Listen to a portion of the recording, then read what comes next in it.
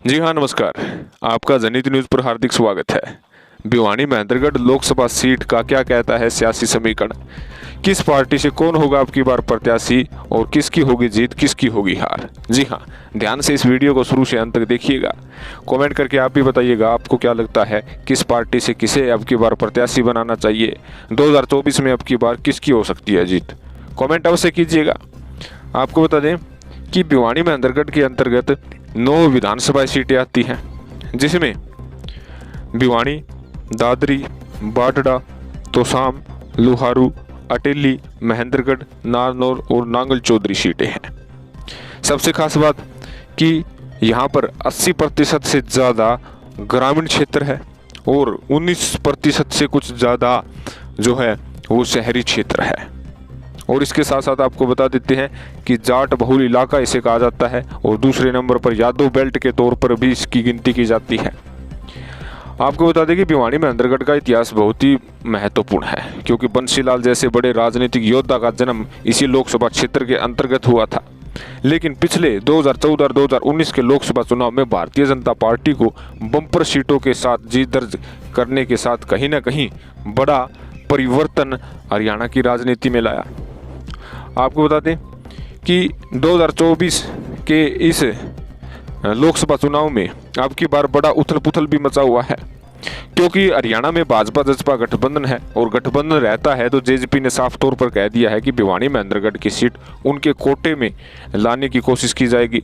और यहाँ से जेजेपी पार्टी अजय सिंह चौटाला यदि किसी प्रकार से कानूनी अड़चन नहीं आती है तो उसे प्रत्याशी बना सकती है।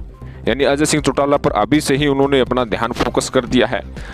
अगर बीजेपी की बात करें तो बीजेपी के मौजूदा सांसद धर्मवीर सिंह जो है सर्वे के आधार पर तो अभी तक बताया जा रहा है कि फिट नहीं बैठ रहे हैं, कसौटी के अनुरूप नहीं आए हैं, लेकिन मौजूदा सांसद की टिकट काटना भारतीय जनता पार्टी खतरा मोल लेना नहीं चाहती है। उनके एडिशनल के तौर पर लुहारू से वर्तमान विधायक और कृषि मंत्री जेपी का नाम भी लिया जा रहा है, क्योंकि जेपी जिस प्रकार से बंसीलाल परिवार के साथ रहा है और इस क्षेत्र पर जो उनकी पकड़ है, क्योंकि जो भिवानी दादरी का क्षेत्र है वो जाट बहुल इलाके के तौर पर लिया जाता है और जेपी इस पर सटीक बैठ रहे हैं। और जो महेंद्रगढ़ का इलाका है वो यादव बेल्ट पर लिया जा रहा है। यादव बेल्ट पर भी बीजेपी बहुत ज़्यादा मजबूत है और उसके तौर पर वे कृषि मंत्री जेपी को भी लोकसभा का चुनाव लड़वा सकते हैं। अब बारी आती है कांग्रेस पार्टी की। कांग्रेस पार्टी में इस वक्त बड़ी खींचतान चालू हो चुकी है। जैसे कि आपको पता है कि बंसीलाल की पोती श्रुति चौधरी पिछले 2014 और 2019 के लोकसभा चुनाव में बुरे तरीके से हारी थी और 2014 में तो वे चौथे नंबर पर रही थी। और फिर से यहाँ पर किरण चौधरी की बेटी श्रुति चौधरी कांग्रेस पार्टी से टिकट पर चुनाव लड़ने की उकार जो है भर दी है। प्रत्येक विधानसभा क्षेत्रों पर प्रत्येक गांव-गांव में उन्होंने अपना दौरा आरंभ किया हुआ है और साफ तौर पर कह रहे हैं कि कांग्रेस पार्टी की तरफ से उन्हें टिकट मिलना तय है, किसी प्रकार की कोई गड़बड़ी होने वाली नहीं है। लेकिन यहाँ पर 2 अन्य नाम भी सामने आ रहे हैं।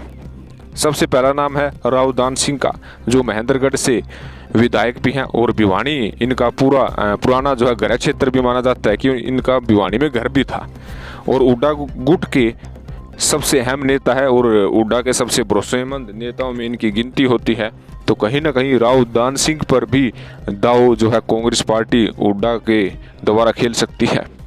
और तीसरा नाम है राव बहादुर सिंह, जो कि नेहरू पार्टी से 2014 में टिकट लड़े थे, दूसरी पोजीशन पर रहे थे, अच्छे खासे वोट भी खींचे थे और राव बहादुर सिंह भी चाह रहे हैं कि कांग्रेस पार्टी की तरफ से उन्हें टिकट मिले। तो कहीं ना कहीं कांग्रेस में जहां 3 प्रत्याशियों की लाइन है तो भारतीय जनता पार्टी भी सोच रही है कि अगर बीजेपी के कोटे से यदि सीट आती है तो धर्मवीर सिंह की जगह जेपी को टिकट दें या धर्मवीर सिंह पर ही भरोसा जताएं।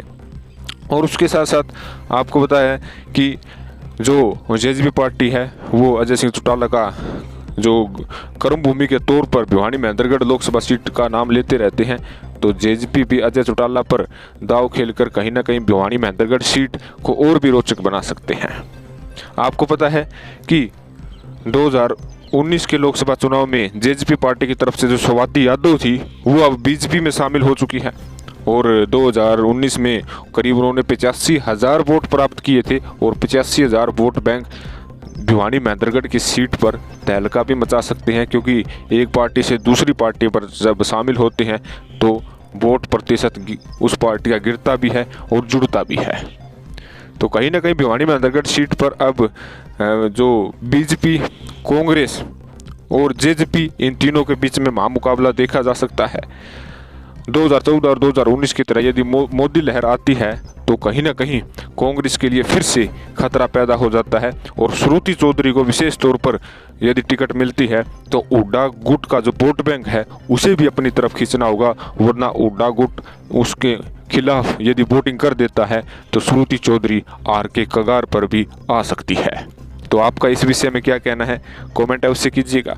अब की बार 2024 में भिवानी महेंद्रगढ़ से कौन सांसद बनेगा, किस पार्टी से किसे टिकट दी जाए, आप अपनी प्रतिक्रिया कमेंट बॉक्स में जरूर डालिएगा। धन्यवाद।